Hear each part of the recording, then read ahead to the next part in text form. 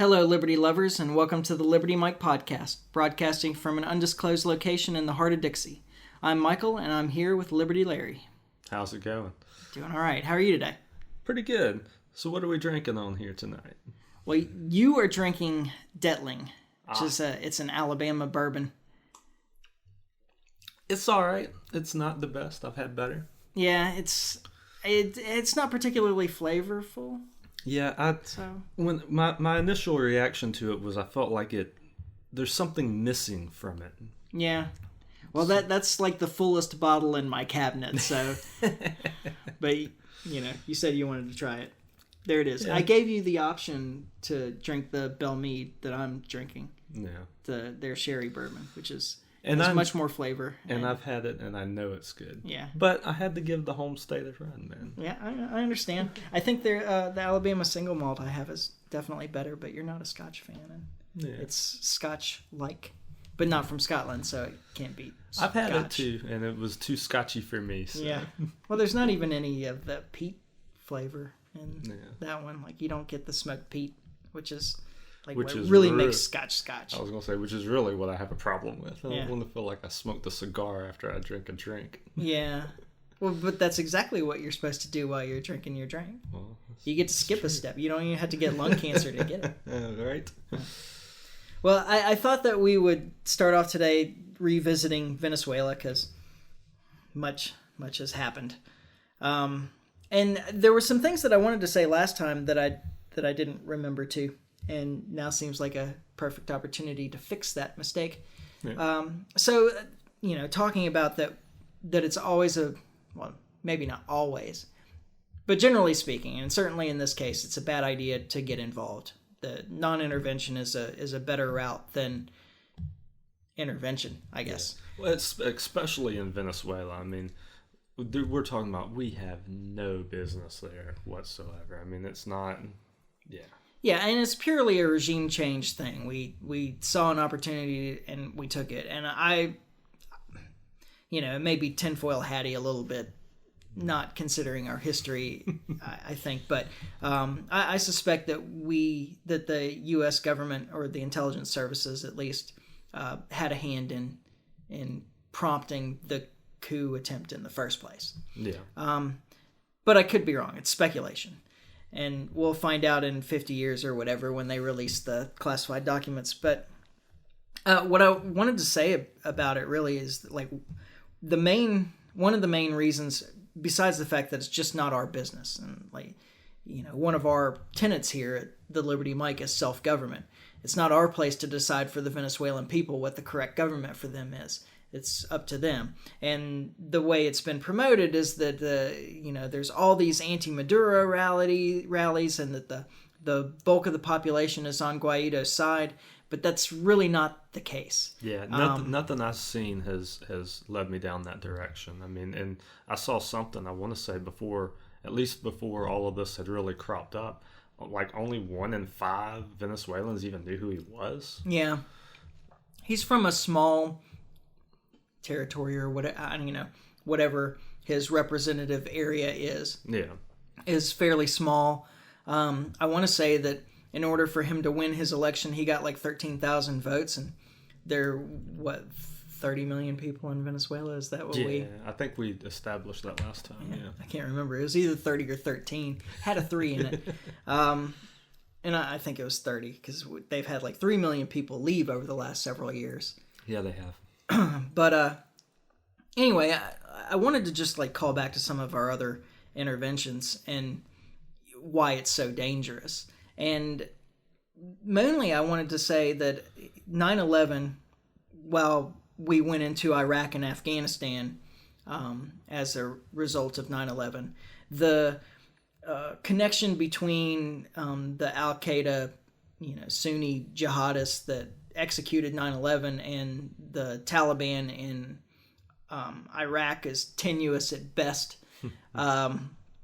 The actual people involved, the people that executed the attack, were mostly Saudis and Egyptians, and Saudi Arabia and Egypt are, or at least were at the time, still are really to some degree, are allies in the Middle East. And those people said that the reason that they launched this attack against the U.S. is because they weren't happy with how cozy their government was with the Americans. Yeah. Like how much involvement the Americans had in their government. And that was Osama bin Laden's thing as well, is that it was a problem with, well, him, it was more, because we were supporting him in Afghanistan against the Russians. But then once they drove the Russians out, the Americans stayed involved.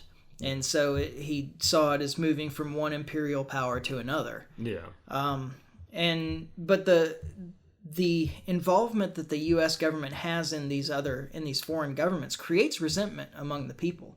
Absolutely. And I think it'll do the same thing here. And Venezuela is a patriotic group of people, and I think that Guaido's attempts to draw the Americans in may backfire on him. Yeah. And we just don't want to. And it may very well backfire on us too. I mean, the last thing we want is now we have Venezuelan terrorists. Yeah, right? Yeah, exactly. I mean, and we don't want a hot war down there anyway. No, absolutely not. We're spread thin enough. Even beyond the hot war, though, I mean, you even get into a situation where we're aiding the opposition down there, and I mean, it just creates tension that can come home that we don't need or want. Right. I mean, makes no sense. And unfortunately, right now, worse than the possibility of military intervention is our actual economic intervention. Yeah. Frankly, what we're doing down there economically, I think it's just sickening.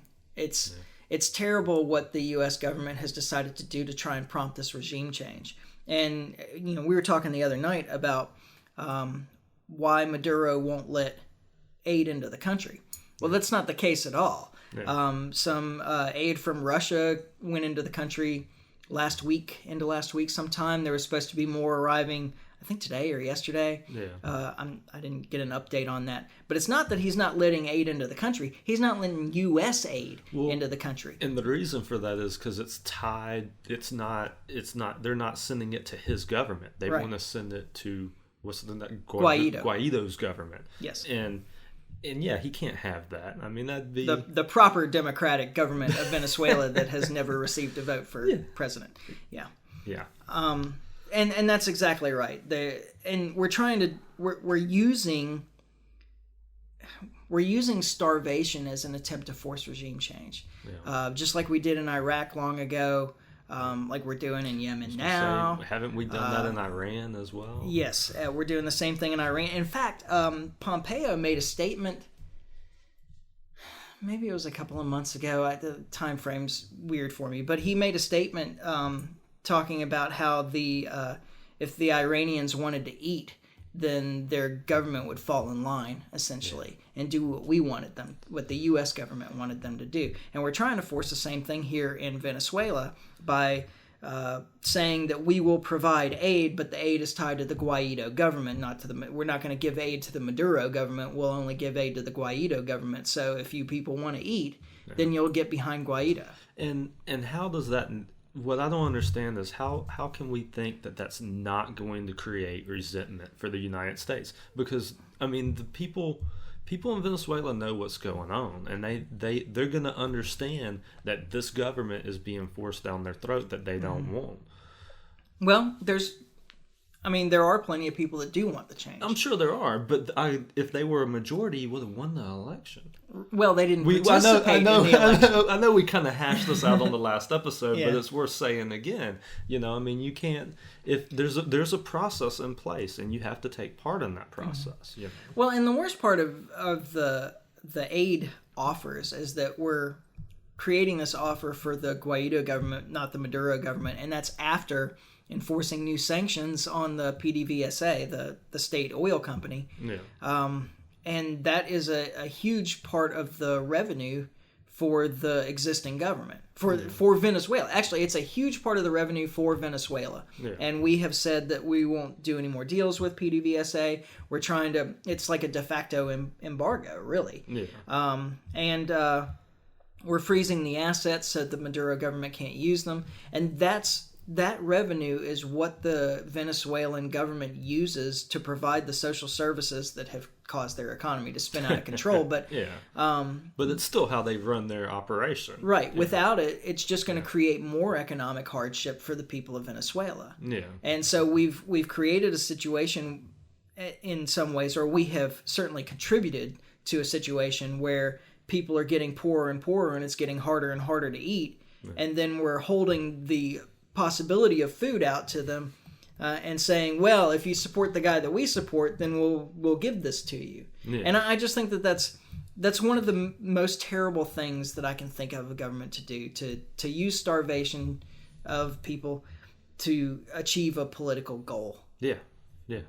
It's insanity, man. You remember during the Clinton administration when we had the sanctions on Iraq, and Madeleine Albright sat there on 60 Minutes and was asked about the UN reports that 500,000 children had died as a result of our sanctions on Iraq, and she said that we felt that it was a reasonable price to pay. Yeah, a reasonable price to pay to remove the Iraqi government. Yeah.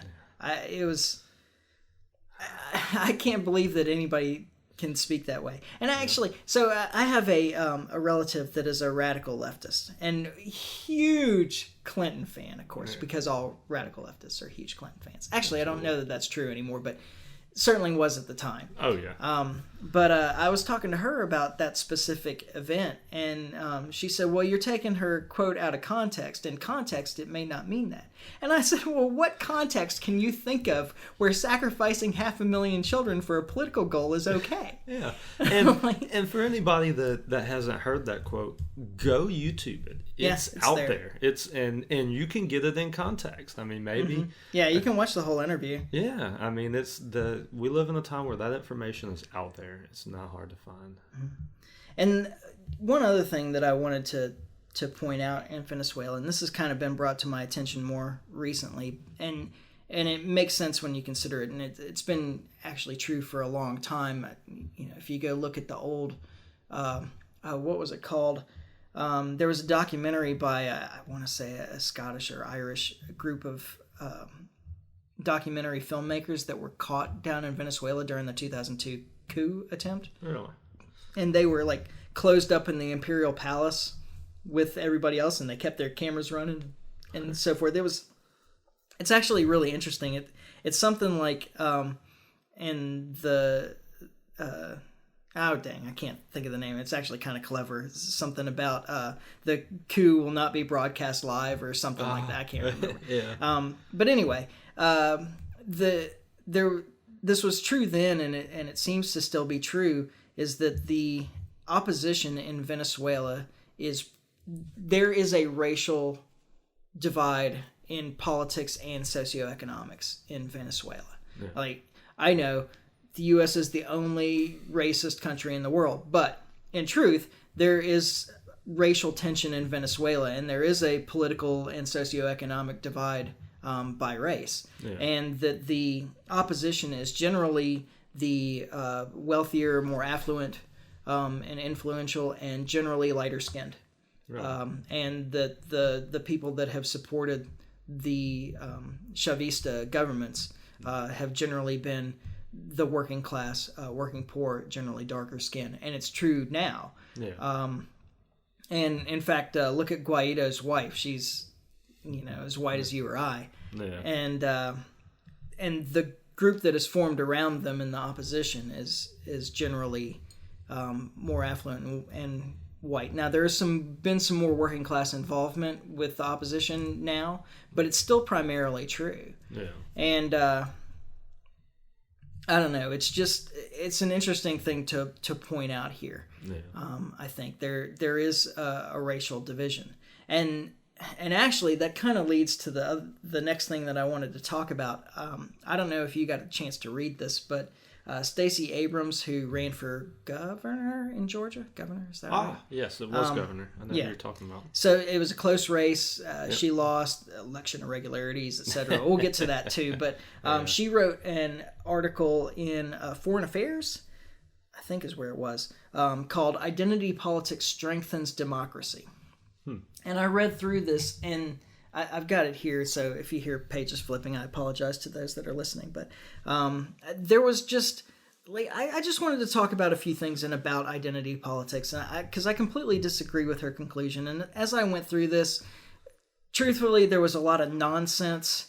Just like phrases and arguments that didn't make sense internally, and she didn't present any kind of evidence, really. It was just a bunch of assertions, and I'm about to do the same thing. Really, prepare for me to do the same thing. Because it's hard to argue against non-facts, without using non-facts. But I don't know. There were just a few things that I wanted to point out about this, and then I just kind of wanted to talk about identity politics generally, and racial divisions, and how we'll get to it anyway. First thing she says here is isolated cruelties are yoked into a powerful narrative of marginalization that spurs a common cause. And this is like the only statement she made in here that I absolutely agree with. I agree that what we see, through social media and so forth, we see all this anecdotal evidence of discrimination, racism, and so forth, but they are, in fact, isolated events. They're not representative of some kind of systemic problem in our country. And that's not to say that there isn't discrimination. It's just to say that it's not so widespread as it's played up to be. And it's utilized to create more dissent, I think. And it goes back to that whole deal of, like, how much news do you watch? Because if you only watch the news, you would think we live in one of the most racist, horrible countries ever. But then you go outside and start walking around the block and talking to your neighbor, and you're like, yeah, things aren't really as bad as they're portrayed on TV. Yeah, absolutely. I mean, it's not, again, I've certainly met some prejudiced people. Oh, they're out there. I mean, and we live in Alabama, so I mean... Yeah, without a doubt. It's there's far less of it than you would think. And on top of there being far less of it, it's not accepted. Yeah. Right? So, I mean... Yeah.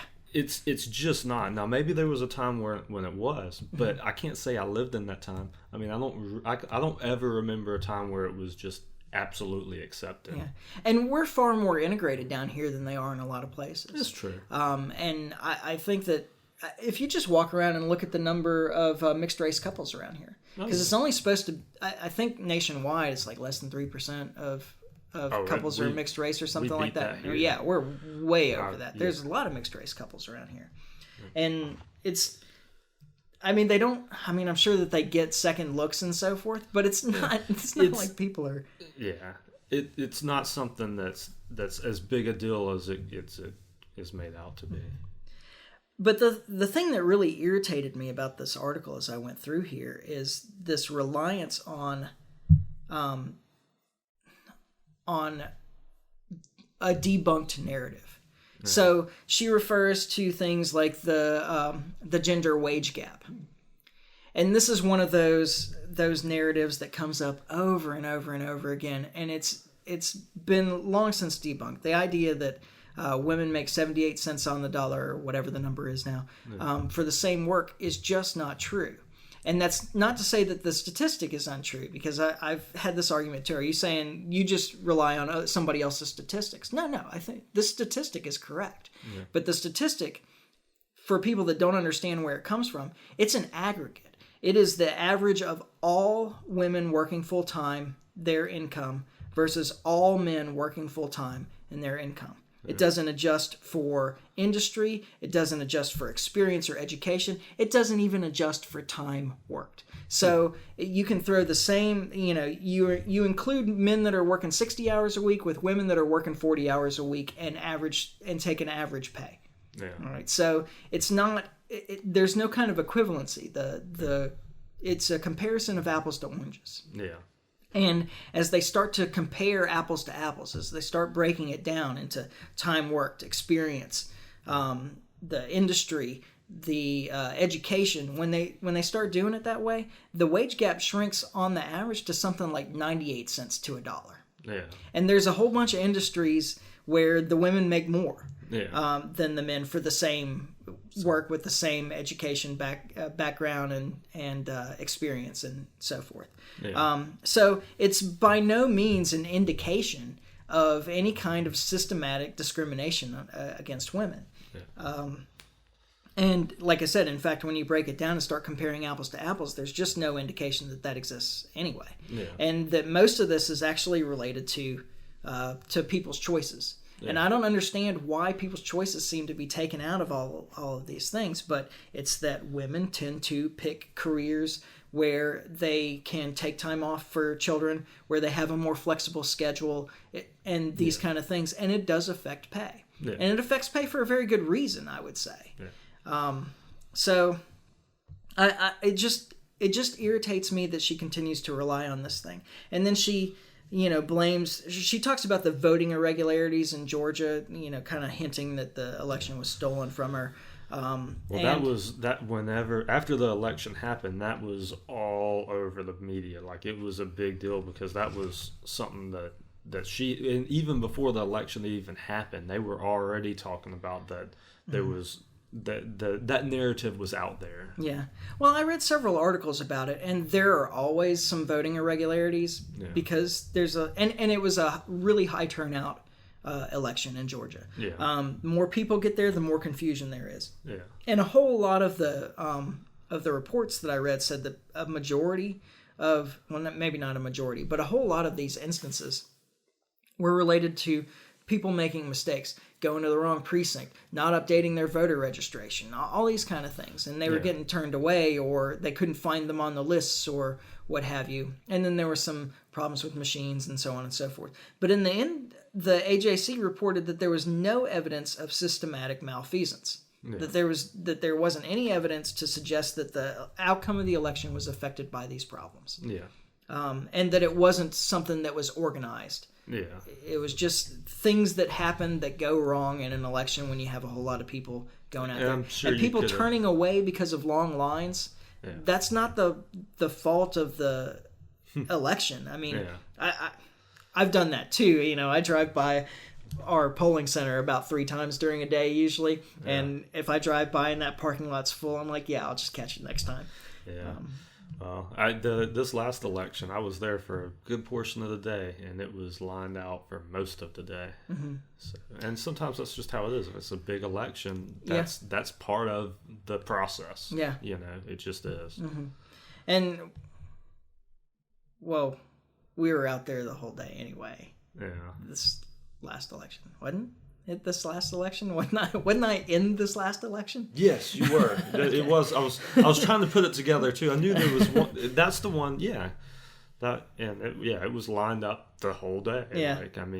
There were very few laws in that election. Mm-hmm. And then just like a couple other things that I want to hit on this, and then I just kind of want to talk about identity politics generally. But she says, and I'm going to quote here. The marginalized did not create identity politics. Their identities have been forced on them by dominant groups, and politics is the most effective method of revolt. And then she goes on to say, to seek redress and inclusion, the first step is to identify the barriers to entry, an array of laws and informal rules to proscribe, diminish, and isolate the marginalized. And then there's a couple other comments that are kind of like that in here. But I just found it interesting. I agree and disagree at the same time with that comment. So she says that the identities have been forced on them by dominant groups, and I suspect that what she means there is old white men, because that's the group. Always, that's the dominant group, right? Yeah. But I don't think that it has been forced on them by that group. I think it has been forced on them by a dominant group, but I think it's by the political elite. I think it's the politicians that have forced these identities on people.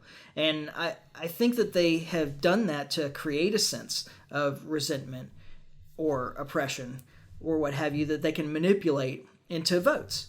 And then, all these problems with it are informal rules, laws, etc. Sounds to me like the problem is government. Yeah. And that, government isn't the answer to a problem caused by government, which we're probably going to say a lot on this program. But I think that the identity politics has been used to try and try and generate votes. Yeah. By saying, hey, you're being taken advantage of. Look at all these rules that previous politicians have created to keep you down. You get out there and vote for me, and I will fix it for you. Yeah. And I don't think that they're doing that. At all. I mean, we have the most diverse Congress that we've ever had, right? Yeah. I just don't see a lot of change. And for a libertarian, we have problems with the idea. Well, we're concerned with the smallest minorities. That's really what it comes down to. We're concerned with the smallest of minorities. And the smallest of minorities is the individual. It's the individual that makes the difference. Yep. So each individual is unique. And you can align yourself with certain groups or what have you, but your group identity isn't as important as your individual identity. Yeah. And I guess I don't fall into this, and I think that identity politics does, in fact, generate more resentment. And I think that that's the goal of identity politics, actually. Oh, it absolutely is. There's no question. So her title, that identity politics strengthens democracy, and she says that our individual identities bring us closer together. Well, maybe our individual identities do, but not the way she means it here. Yeah.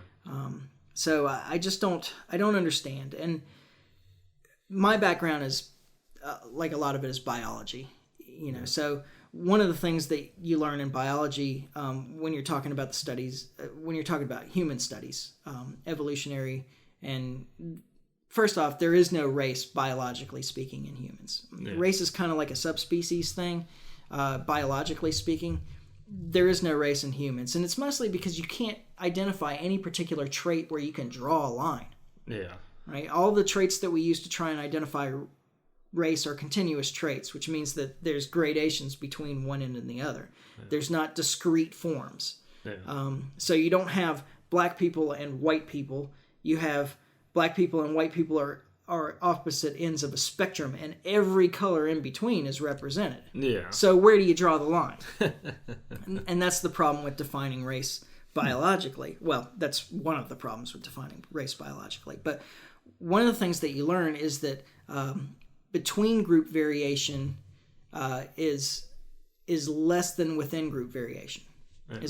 So what they're saying is that the extremes within any particular racial group, there's greater variation there than the averages between groups, or the median between groups. That the groups are far more alike to each other than they are within the individual group. Yeah. And I suspect that that's actually true in terms of socioeconomic class with respect to race. Yeah. I went looking, and I wasn't even entirely sure what to look for, or how to search it. But I suspect, and I think that this would be an interesting area of research if anybody wants to take this up, but I suspect that the similarities between people of two different races within a single socioeconomic class are greater than the similarities between two people of the same race in different economic classes. Yeah. You see what I mean?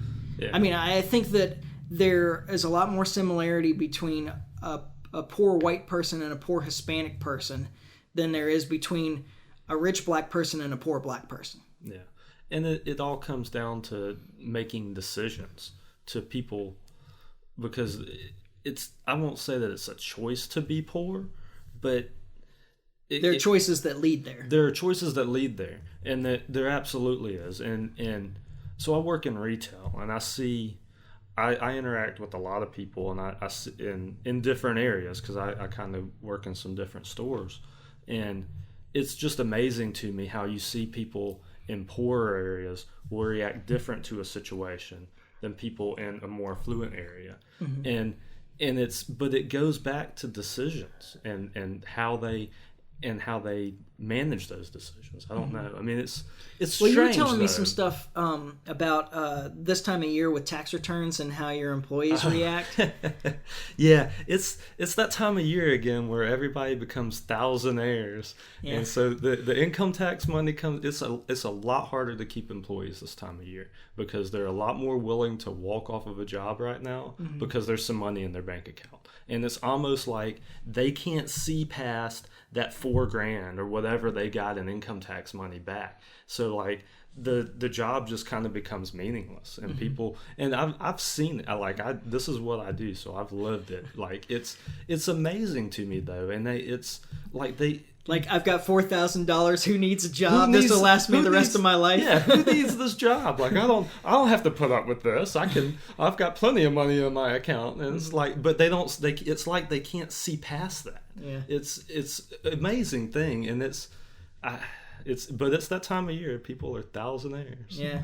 Well, and when was it? Didn't you say that there was something where they doubled up food stamps? Yeah. So during the government shutdown this past, guess what was that, about a month ago now? Not quite, but yeah, during the government shutdown, I guess some people, and I don't know exactly how all of this played out, but I guess since they knew the government was already shut down and they knew that it was going to continue to be shut down for a while, they issued people 2 cycles of food stamps in anticipation that the government may not be reopening. Okay. So all of these people got all of this extra food stamp money and spent it very knowing that they weren't going to get the next now set. They know they're not they know that this is an allotment that has to last them through both cycles, but they spent it just frivolously. We've got stores that do maybe 2,000-3,000 a week. We're doing double that. We're doing 6,000 and 7,000, or not a week, a day. But yeah, stores that were doubling their daily bring in, and it was all food stamps. And it wasn't like they were buying stuff that was going to last them that long. That wasn't the case at all. They were buying stuff that was clearly for immediate use. Yeah, but it amazes me. But these people, they have to know that at the end of this run they're going to be destitute, but they still do it anyway. And that's what I don't understand. I don't understand not being able to plan out what you need. And I mean, and I can fall into that too, where I spend money that I shouldn't, but at the same time, like, I know what the consequences are of that. And it's almost like some people just don't see those consequences. Yeah. And it's in economics terms, it's time preferences. Okay. So it's called time preferences. Yeah. So high time preferences are the immediate gratification kind of thing, and low time preferences are an expectation of there's some patience, that it's a plan out, that you're looking at the long term. Yeah. Did you see the movie 5 Year Engagement? I haven't. Okay. I think it's worth. I may have to send you home with it. It's worth seeing. It's got its moments. It's not the greatest, but it's got its moments. But they parody an old Stanford experiment in the 5 Year Engagement. I'll tell you what they do, and I'll tell you what. Well, no, the original experiment is called the Stanford Marshmallow Experiment. It was done with kids. It was mostly done with marshmallows. This was back, I don't know, this is like half a century ago now. I think it was like 60s and 70s when they were doing this. But they were taking young children, and it was a longitudinal study, so they followed up with these people later throughout on in life. Yeah.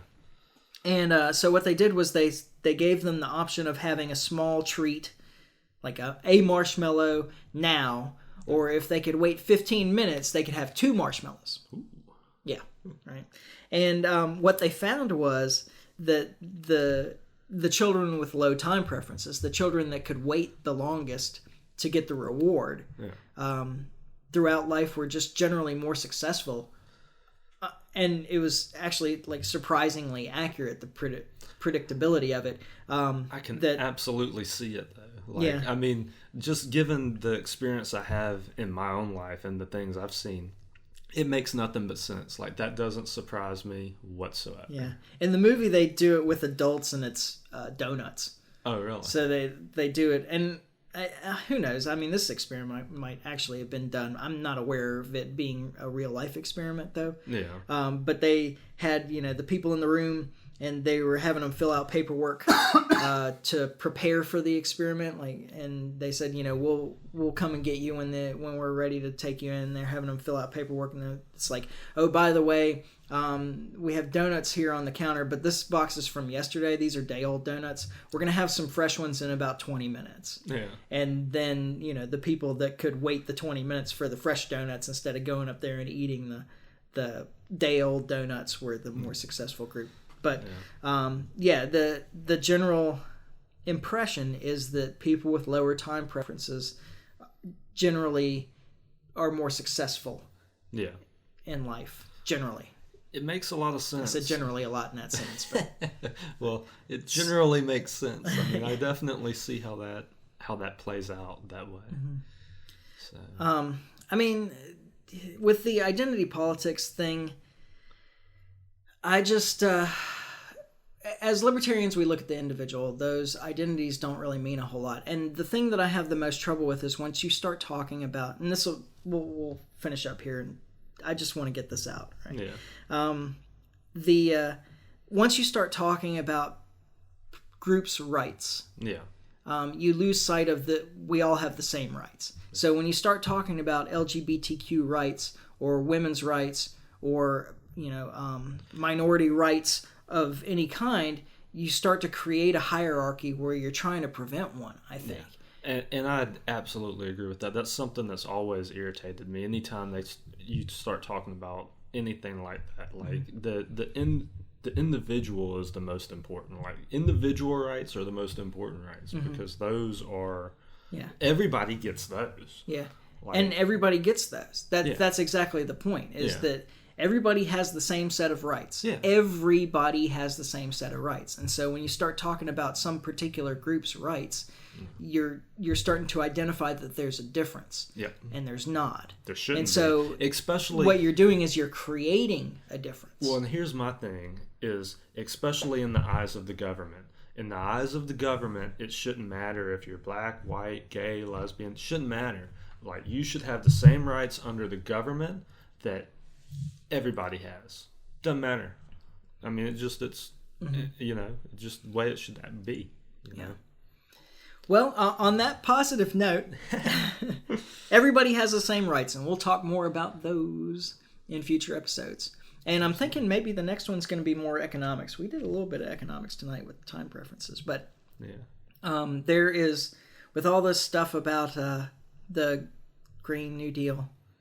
There's a lot of weird economics talk going out there, and I think it's time to break some misconceptions. Yeah, and just kind of on that same token, just this week, Bernie Sanders announced that he is officially in the race. Yeah, can't wait. And how many hours did it take him to raise 4 million? I don't know. You may not have saw that. I know. In less than a day, he raised $4 million in small donations. So, well, let's see. That's only 5,000 times less than our current national debt. Good. It'll only take him 5,000 more days. So only like 20 years at that rate, he could pay off the national debt. Better get on those. Yeah, too bad, because he's like 80 something, right? I know, right? He's gonna get another 20 years. Yeah. We're gonna hit some economics, I think, here pretty soon. I saw a really interesting post by Peter Schiff. I didn't get to listen to it, but it just said the real what are we calling this? Oh, national emergency. He said the real national emergency is the national debt. I could not agree more. Yeah. Could not agree more. But we're just making that bigger. Yeah, through the national emergency. Yes, exactly. All these national emergencies. All right, well, let's wrap it up then. Again, you can follow us on Facebook. Just hit our page at thelibertymike.com. And we are trying to get everything approved for iTunes, which I guess we are still waiting for a response. As of this podcast, I have not gotten the email back that we have been approved one way or the other. So. Yeah, maybe they don't like us. I don't know. It wouldn't surprise me. Yeah. So hopefully by next time, we will be on iTunes as well. And I think we're just going to do a podcast next week because we pushed this one out nearly a week. Yeah, we're a week late here. We actually need to do one next week because the following week I will be boots on the ground in Disney World. That's right. So. That's right. So see you guys next week, and then it'll be our normal. I'll say what will eventually be our normal interval. All right. So everybody have a good night. Ciao. Later.